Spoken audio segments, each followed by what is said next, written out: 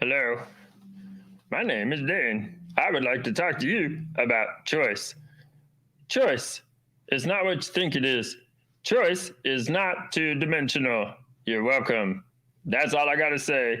Bye bye. Oh, well. Hi, how you guys doing? Now I'm broadcasting on a camera and a camera, on a camera and a phone, a camera and a phone. So you can see the little camera if you're on YouTube or Facebook, but what a pleasure it is to be with you all. Welcome to the holiday season, which is getting underway quite rapidly, darling. I'm going to suggest take the next 2 days to write your Christmas list for people and then go online the day after that and buy it all, and then you'll end your stress. So I've got a choice of possibilities. We have no sound on IG. That kind of sucks. Hold on, people. Hold on. How about now? No sound. Well, that's fun. Here, we're going to take out the AirPods. And now, tell me if you have sound.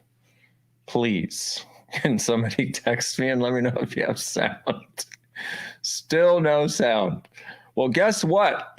I'm very grateful for you joining me on Insta, but apparently I'm going to have to start again. That was fun. I'll be back. Come see me again in a moment. And for those of you on YouTube and Facebook, here's the fun part. Yeah. Oh, the sound is back. See, easy peasy, lemon squeezy. Welcome to my world. That was interesting. Okay, so we're talking about choice.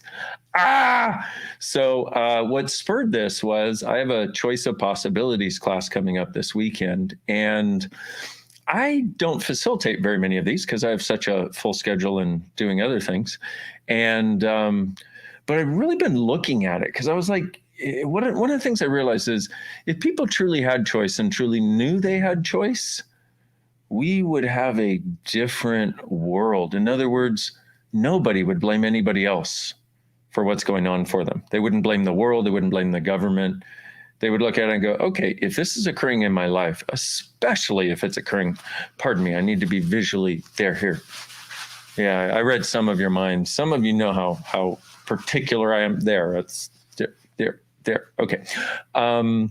We would recognize that what we have going on in our lives, especially if there's something that's gone on over and over and over, there's some choice that we are making that is creating that result. Now, so I'd like to go over a few things with you. I am by no means going to cover everything about choice, though I wish I could.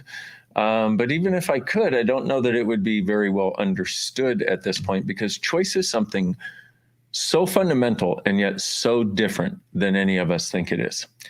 So I'd like to talk first about a few things that choice is not. Okay. Number one, choice is not cognitive. And like, what? Choice is kind of like breathing. Okay.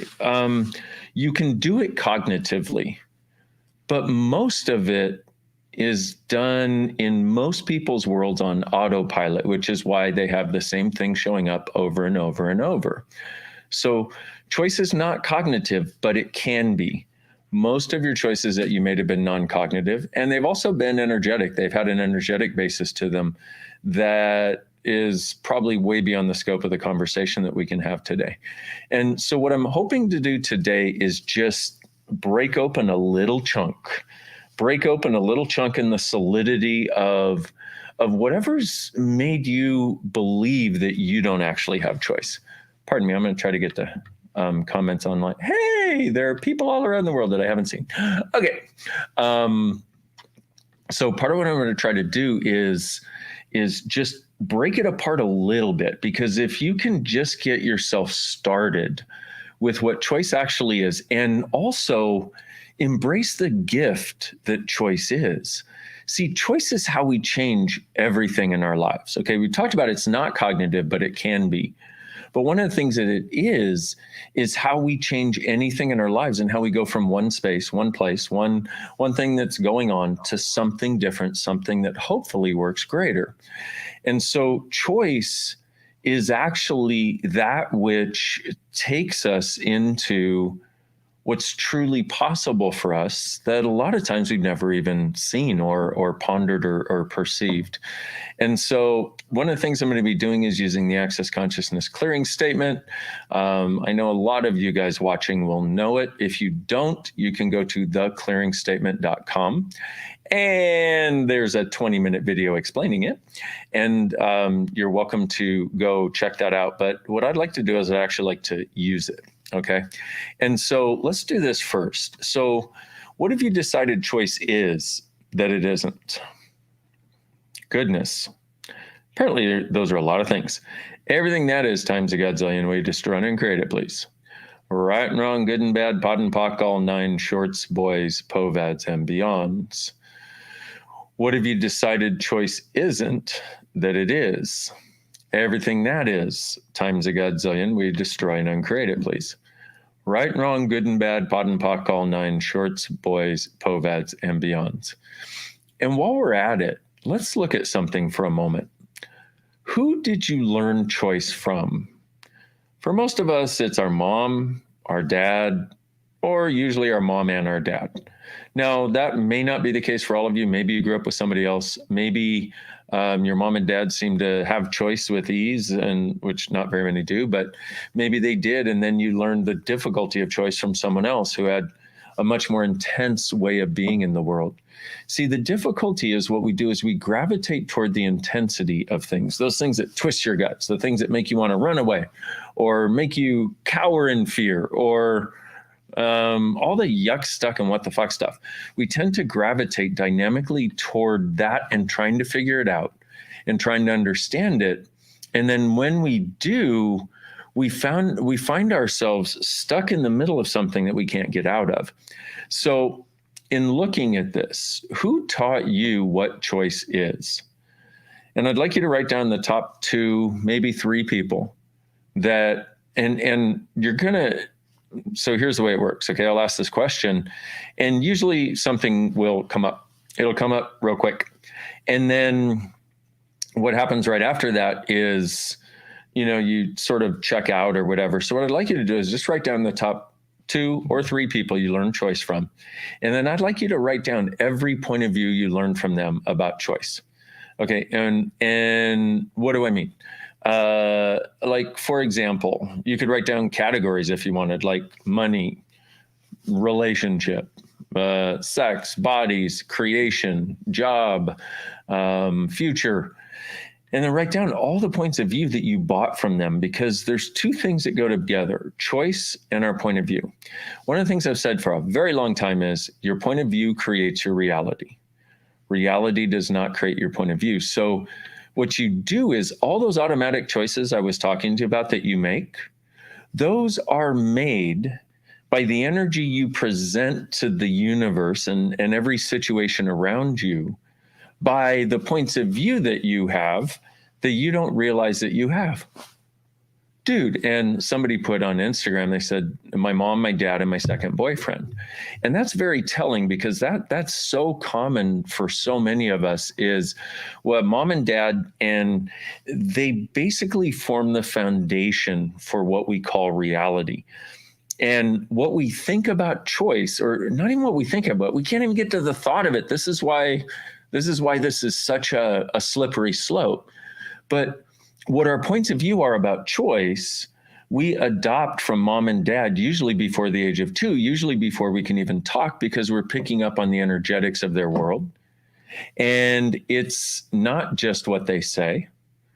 It's, if you want to get the understanding of what the clearing statement is, go to theclearingstatement.com, by the way. Okay. It's not what they say. It's actually the energies from which they're functioning. And so we learn to function like an energetic conglomeration of mom and dad. And so we live our early life this way, and we grow up and we have friends and they have an influence, but we're already sort of like, no, I'm this. And then we add maybe a little bit of this, a little bit of this, a little bit of this, a little bit of this, until we go through puberty and start looking around and judging everyone and everything, because that's what you do. And then trying to figure out, who am I? And then if we get a boyfriend or a girlfriend, what we tend to do then is we go, oh, let me open up my world of these conglomerations of fixed points of view to bring in your fixed points of view. Because, by the way, here's the deal. The conglomeration of mom and dad's fixed points of view about choice become the foundation for yours. Which is why in the Access Consciousness Foundation class, our target is to start breaking apart the foundation of what you thought had to be reality that's actually limiting you, so that you can explore the choice for the possibilities of what's beyond it. Whew, clever idea, right? So what you do is you think this is you, all these conglomerations of points of view. Like, how many times do you hear a little kid say exactly what their parents say, as though it's their point of view, and you're like, you don't actually have a point of view about this, And but they adopted the points of view because the energetics of it are so dynamic in our world, and we're so energetically aware. So what were you? Oh, sorry, my ADHD. So you think this is you. You enter into a relationship, and they have these things they think are them. Here's you with mommy and daddy's foundation.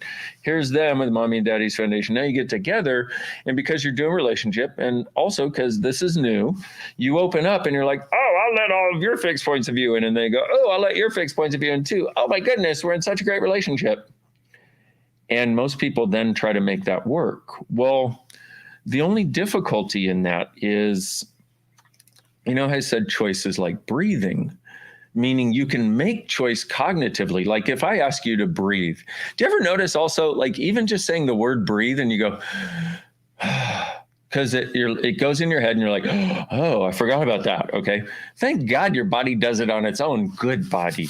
Good body. Thank you for breathing for me, because I don't think I could remember to do it all the time. Okay. But choice is very much like that. So you started out with a conglomeration of the choices based on mommy and daddy.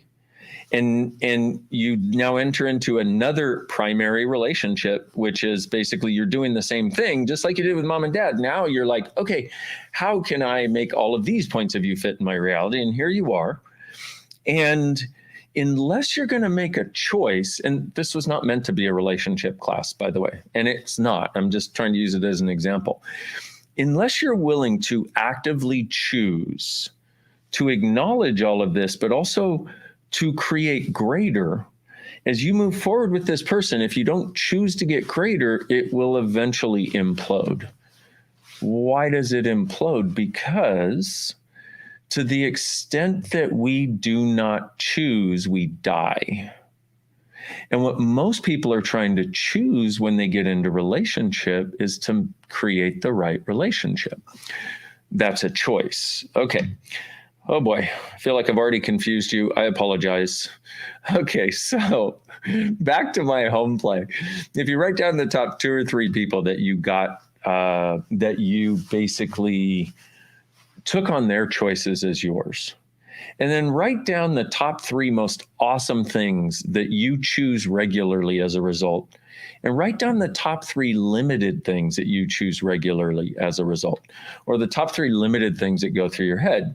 And what I'm going to ask you to do for all of those limited things, I want you to just look at it, acknowledge it, and go, everything that is, and everywhere I bought this as my only choice, destroy and uncreate it. Right, wrong, good and bad, pod and pock, all 9, shorts, boys, povads, and beyonds. Yes. And then the shit others project on the relationship, and then it's like a construct where you have to fulfill what they think it should be. And this is the other thing about choice that we have to get. We're so aware of everybody else's projections, expectations, separations, judgments, rejections, and points of view. And most of our non-cognitive choices go into fulfilling those. Wait a minute. What? What? What are you talking about? Well, most of our non-cognitive choices actually go into fulfilling what we perceive as the energetic bombardment around us about what is the right way to be, what is the wrong way to be, what is the, I want to make it, yeah, that way they're even. I'm choosing to, okay, what's the right way to be, what's the wrong way to be, and what we can and cannot choose and what we can and cannot be. One of the things that can really help with that, and you can do it on something specific, or you can just do it every day when you wake up. All the projections, expectations, separations, judgments, and rejections, will you destroy and uncreate all that, please? Right, wrong, good and bad, pot and pock, all nine shorts, boys, povads, and beyonds. Okay, so this is a big thing, and I didn't realize how much until I'm talking to you, okay, is so many of our choices, especially, once again, the non-cognitive ones that lead then to the cognitive ones, are based on trying to fulfill other people's projections, expectations, separations, judgments, and rejections. So just think of some project you were working on, or if you've ever been in a relationship, there's sort of two kinds. There's the one where everybody in the world just adores the person you're with. And then there's the one where everybody in the world seems to hate the person you're with. Well, I'm assuming that you've been in one or both of those over the course of your life. And what's interesting is, let's look at this for just a moment. I really did not think we were going here at all. There was a whole different conversation I had planned. That's what I was exploring to talk to you about. Oh, well. In the case where you're in a relationship where everybody hates that person, I know not everybody, there are a few people that have your back no matter what, right? So I love it. Everybody is trying to explain the clearing statement. Go to theclearingstatement.com. It's there and it's translated. I'm not going to take 20 minutes to do this right now. In the case of them hating the person that you're with, or most of the people not liking that person, what happens is they project so dynamically that it's wrong for you to do it, that what do? As the humanoid you are, as the weirdo you are, as the person you are, you know when somebody doesn't want you to do something, you feel compelled to do it. So I've seen people who literally stayed in a relationship with somebody for years because all of their friends and all of their family didn't want them to be there. So let's look at that for a moment. That's a choice. It's a cognitive and non-cognitive choice. So they made the choice to get together with the person based on whatever, and most of those choices are non-cognitive. Now they're making a choice to say fuck you to the people that they believe are judging them. And this is a choice, but it really demonstrates how choice works when other people are involved. Now, sorry, I got to clear a message here. And then let's take a look at the case where somebody is in a relationship and everybody loves them. Well, when everybody loves them, guess what? The idea is, well, now in order to be right based on other people's projections and expectations, now you have to stay with this person forever. But we do it in such a way that it's like, I must stay with them in this particular box that everybody has approved of, because let's face it, it feels nice to get people's approval, doesn't it? Feels really nice to get people's approval. On that note, I came up with something the other day. I don't know if you know, but I started channeling an archangel recently. His name is Archangel Pupil, and he has a golden plunger, and he also sprinkles fiber for people. Very good. You should see the video. It's very informative. If you don't get that, I'm kidding. I just want you to know that this is a video, but it is also a total joke. Okay. Except if you watch it, you may have better bowel movements. You're welcome. So the other day, another thing came to me that is sort of a different take on the old namaste that I would like to share with you. And see, now in this moment, I'm making a cognitive choice to share something with you. This is how cognitive choice works. Cognitive choice is where you're like, I am going to say this now, okay? Or I am choosing this. And we'll talk about cognitive and non-cognitive choice. And I'm going to try to wrap this up in the next 10 minutes, though I'm not sure I'm quite going to get there, but I'm going to try. And I feel like I haven't given you anything that I wanted to. So I hope this is a conversation and a conversation that contributes. And please let me know if it is. And there you go. So what I realized yesterday and came up with was no more fucks day. Okay, it's no more fucks day. And what is no more fucks day? No more fucks day is the infinite being and humanoid I am no longer gives a fuck about your stupid shit and the fact that you're not going to do anything about it. I adore you as a being, and I have no more fucks to give about all the stupid shit that you want me to be interested in. No more fucks day. There you go. You're welcome. Hope that helps. And if you're watching this without translation and you're like, why is he doing this to me? Have a friend translate it, okay?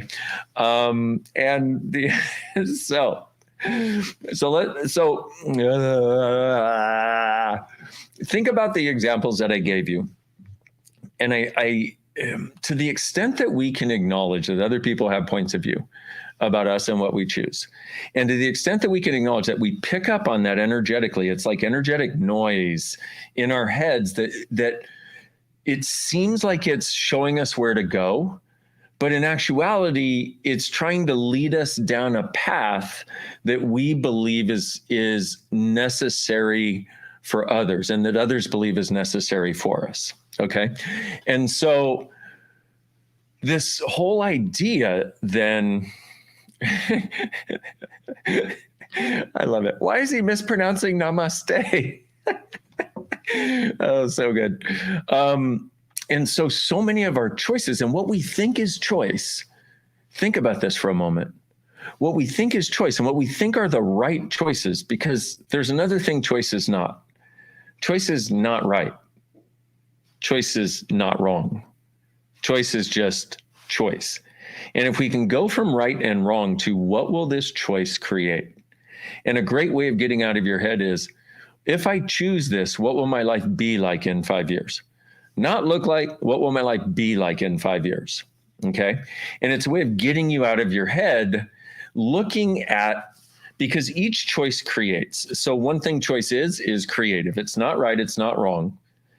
It can't be blamed on others because we got to get over that shit. Otherwise, we're not going to change what's going on because we always make somebody outside of us the source for choice. And then we can get an idea. And if you get nothing else out of today other than no more fucks day and this, asking this question, what choice do I have available? What other choices do I have available that I haven't considered? And what will my life be like in 5 years if I choose this? What will my life be like in 5 years if I choose this and if I don't? Okay, so think about right now. It's going to be a fun one for some of you. And if you're really young and live with your parents, this won't apply, okay? But think about right now, if you were to go move back in with your parents right now, what can we undo the effects of a choice? Yes, that's what the clearing statement is for. So think about moving in with your parents right now and just get the sense. And what we're looking for is the energy. Does it do this or does it do this? Okay. Does it give more space or does it give a sense of contraction? There. And then this one will follow this one. Yeah. Okay. That's my ADHD. That's not you. It has nothing to do with choice, except I made the cognitive choice to notice that this was doing this and this wasn't. And it was bugging me because they should look rather symmetrical. Okay. Anyway, so let's say you make the choice to move back in with mom and dad. What will your life be like in 5 years if you do that? Now, for most people, it's like, whoa. No. A lot of people go, why? There is no why to choice. What? There's no why to choice. There's no right or wrong for choice. There is simply choice, which creates. And we all, here's another thing about choice, is we all have an awareness of the future that our choices will create, but we don't have the awareness of this will create this specifically. We have an awareness of whether it will be expansive and contribute to our lives or be contractive and make our lives less. And that's all you require. I know it's weird, but a lot of us, we so want to do the checklist. The other thing, choice is not validated by a checklist. How many times have you met someone or done something because it matched the checklist? You moved to a new place, you moved to a new house or whatever, because it matched the checklist, and then it turned, but it was really heavy, but you did it anyway. And it turned out exactly as badly as you knew it would. I'll give you an example of that in just a moment. Okay, but if we look at, okay, if I don't move home with mom and dad, what is my life like in the next 5 years? For most of you, it's like this. Why? I don't know. I mean, I have some senses, but it's not about the why. The other thing, choice is not about the why. The choice is simply about what will this create as my future? Okay, so for example, it's like if you're going to, I don't know, if you're going to make ice cream and the only tool you have is a hammer, it's like, okay, is this tool going to create the result? I don't even know what I'm hitting with the hammer. Okay, let's have ice cream ingredients there. It's like, no, it's not going to create the result. So in a similar way, if you desire something as your life, it would be really nice to know, will this create the result I desire? In other words, will it create the energetic result? Will it create the result of space that I desire? And that's where we have to look. And so what you want to ask once again is, if I choose this, what will my life be like in 5 years? Will it be like this or will it be like this? Now, why do I ask 5 years? Because a lot of people are like, but it's only going to last for 6 months. I'm like, I know, but if you ask 5 years, you can't think anymore. So choice cannot be validated by our judgments. Okay. And unfortunately, the list that we do of pros and cons, and we go, oh, if it has more pros and fewer cons, then I'm going to choose it. That kills our awareness. But it's kind of the way reality is set up. I love it because there are these scientists that have found that there may actually be a way of proving whether or not the entire universe is a computer program. Now, if you've been to Access any length of time, we talk about some amazing stuff that creates freedom. Part of it being that, this reality is pretty much functioning like a virtual reality run by artificial intelligence. And people think it's real. And here's the other thing, is a reality gets created wherever two or more people align and agree that something is real. So if you say, oh, this is blue, and I go, you're right, that is blue. Well, now that's blue. The thing is blue, and that's what blue is, okay? So if let's say your parents decided money was a struggle and you align and agree, now money is a struggle for them and for you, and you have a shared reality. And what most people are doing is trying to function from a shared reality in which their points of view are acceptable to others, which I think is why the projections, expectations, separations, judgments, and rejections were the first place we went really in this conversation. Because anytime you have to align and agree with others in order to believe you have choice, number one, you're always trying to make not the wrong choice and hopefully the right choice, but you don't even go there. You just want to make not the wrong choice. And how much does that limit your freedom to choose? Okay, so it's, if you could imagine, I can't even think of something right now. Sorry, my brain After the last 3 classes I facilitated, my brain went a little off the rails. So, but it's kind of like this. Let's say you're looking at just, okay, what would I like as my future? There's actually a great thing that you can look at. And one of the ways to get there is actually, strangely, to write your eulogy. What people would say about you after you were gone. In other words, what effect did I have on people? How did I live my life? And how did that impact people in the world? Okay.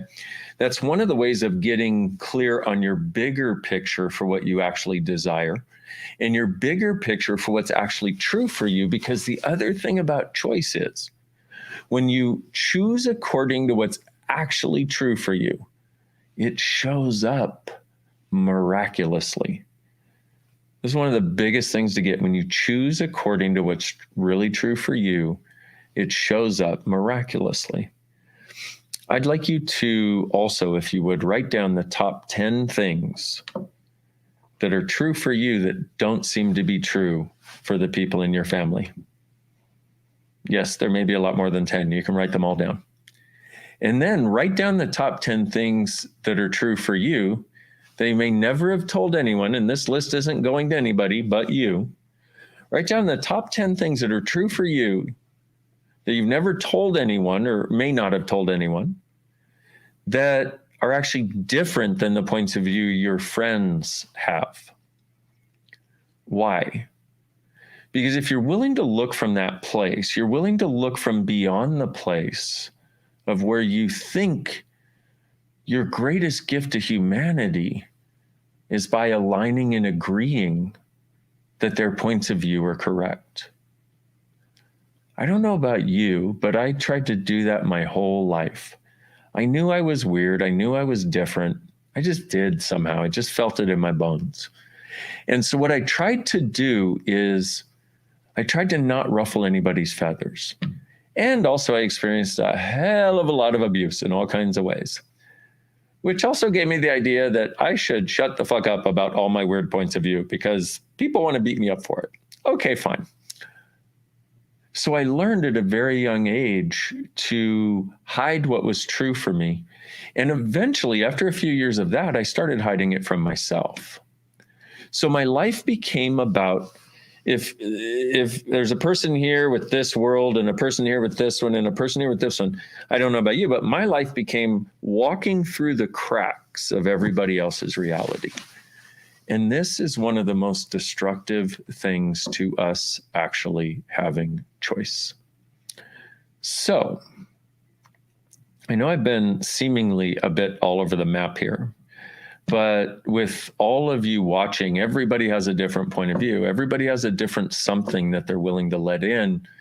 And also everybody has a different like little or big thing that if I say it will pop open something that will allow them to start having their own access to choice.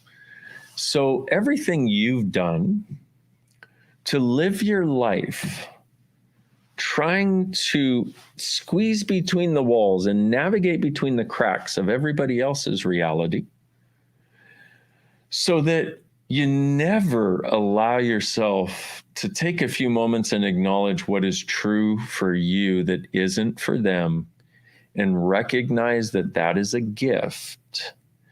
Will you rescind, revoke, recant, reclaim, renounce, denounce, destroy, and uncreate it, please? Right and wrong, good and bad, pot and pock, all nine, shorts, boys, povads, and beyonds. By the way, thank you all for the feedback. It really helps because here I am talking to a camera and a phone. Oh my God. Reminds me of my childhood. I'd sit there and just talk to myself since nobody else really had a desire to have a conversation with me. So, okay, so let me do a little something. I do this thing called ESB, and it's an energetic way of contributing to you that basically opened up in my world 22 years ago and has been transforming every day since. Ooh, there we go. So if you're watching intently with you may want to close your eyes a little bit. Yeah, it'll be going live on YouTube later. Thank you. Okay. And will you do me a favor, please? Will you just lower your walls and barriers and just let this in as a contribution? And I have no idea what it will contribute. Maybe a little more space for you. Because what happens is when you start to get the gift of your different point of view and the gift of you having choice that others don't, you start to create a dynamic shift in how everything shows up for you. So everything that doesn't allow you to perceive, to know, to be, and to receive all the choices you have that nobody else does, will you destroy and uncreate it, please? Right and wrong, good and bad, pot and pock, all nine, shorts, boys, povads, and beyonds.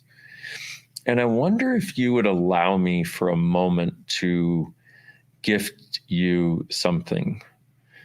Not what you might, I have no idea how to put it into words. It's just a ping of an energy that showed up. And the funny part is it will work even if you miss the live, which is always amazing to me. I'll be listening to different classes and it works more dynamically the 5th, 6th, or 20th time. Oh, yay. Thank you. Said it's what I need to hear for my choice reinforcement. Okay, cool. Oh, goodness. So what I would invite you to is the awareness of, number one, how different you are, and number two, what a gift that difference is. Right and wrong, good and bad, pot and pock, all nine, shorts, boys, povads, and beyonds. And the other thing is, when we truly get that we have choice, we don't have to fight against anyone or anything ever again. Oh my goodness, like, talk about a gift. Just ponder for a moment. If you had the sense of having total choice, and when I say that, it's an energy, it's like, kind of like this soft space, this thing of kind of like, oh, yeah, like you can relax into it. And what occurs for people is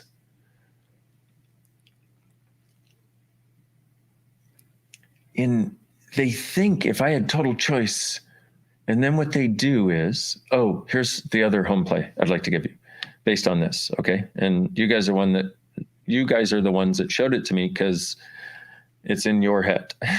In other words, well, let's just leave it at that. Okay, I just picked it out of your heads, okay? What I'd like you to do is, if I had total choice, and then write down the list of all the problems you think total choice would solve.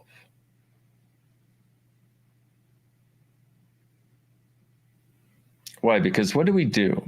Now, let me walk you through this and then I will let you go. And sorry, it's been so long, and this should be about 25 hours longer. Hey, we have a 3-day class coming up. Choice of possibilities. December 2nd, Houston are live online. Oh, too funny. Wow. But I realize what we do, and by the way, people are like, what are your hands doing? I'm like, I don't know, man. It's just easier if I let them do whatever. They're just following the energy somehow.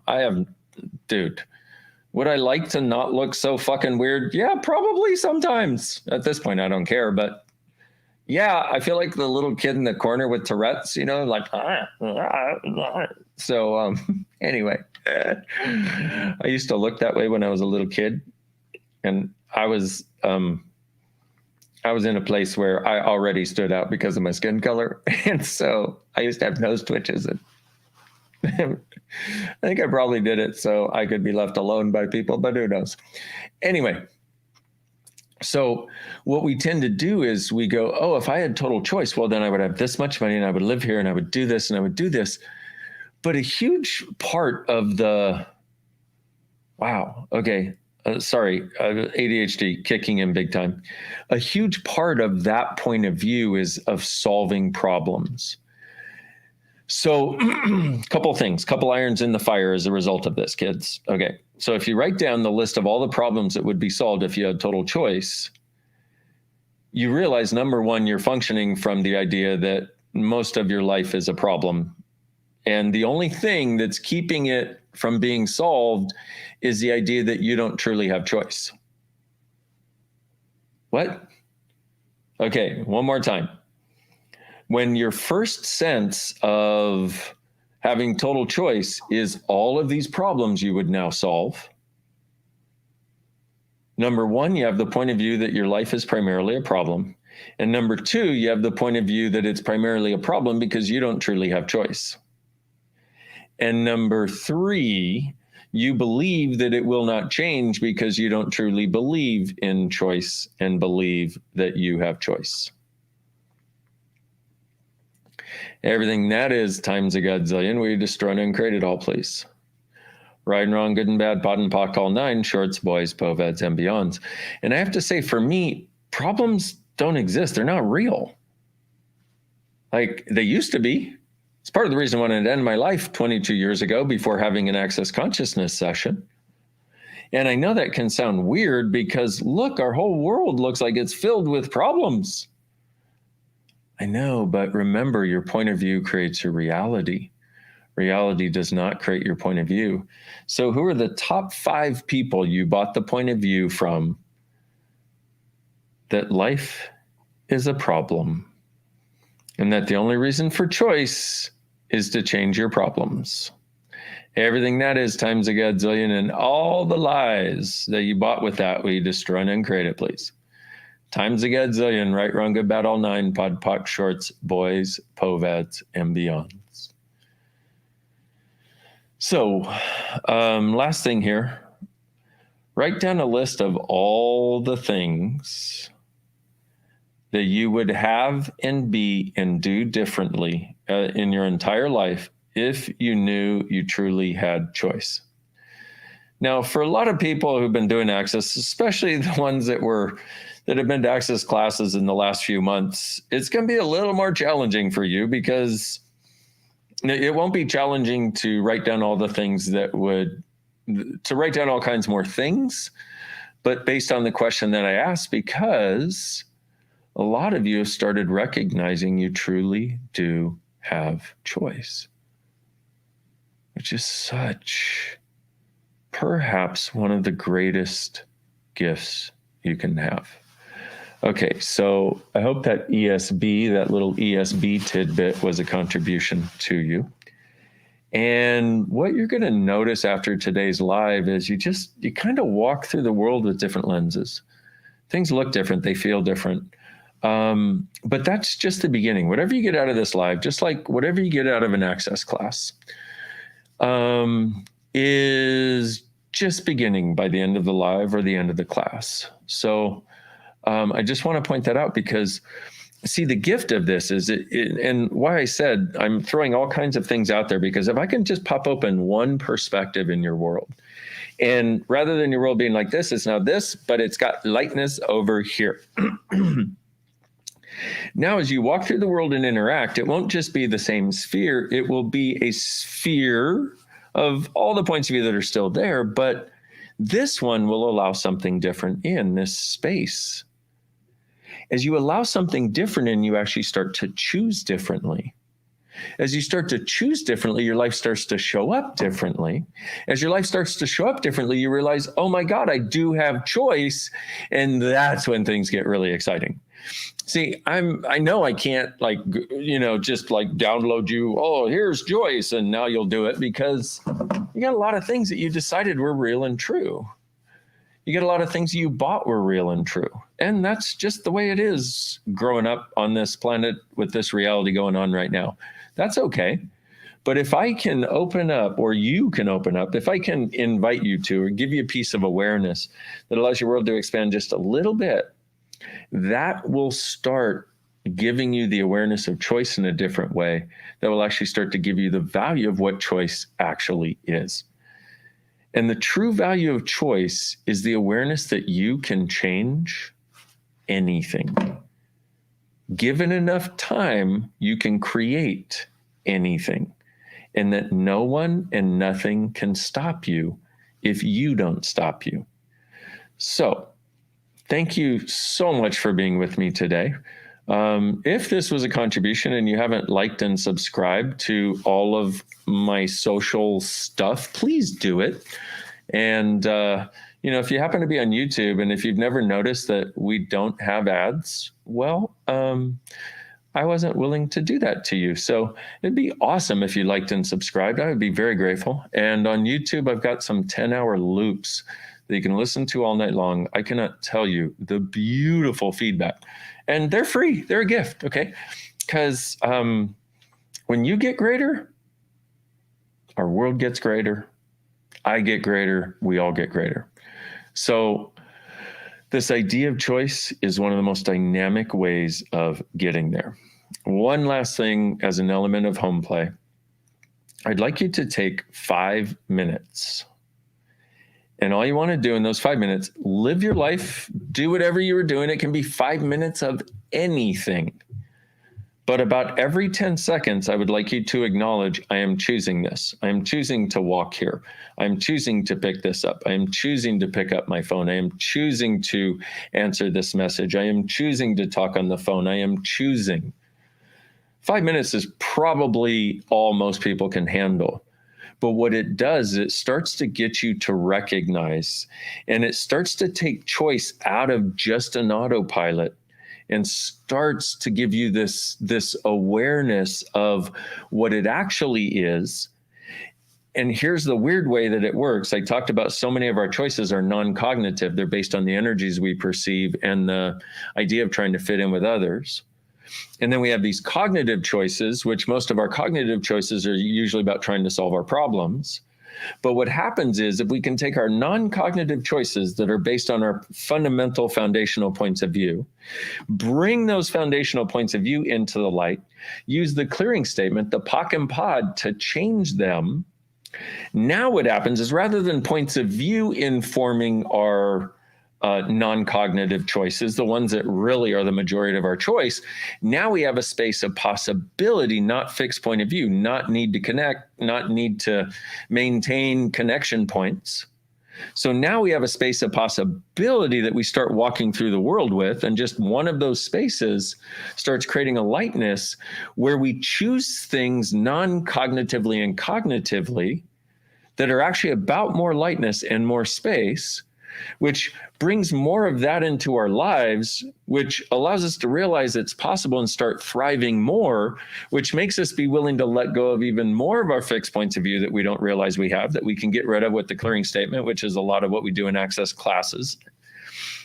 And the result is a month later, you're a different person. 3 months later, you're a completely different person.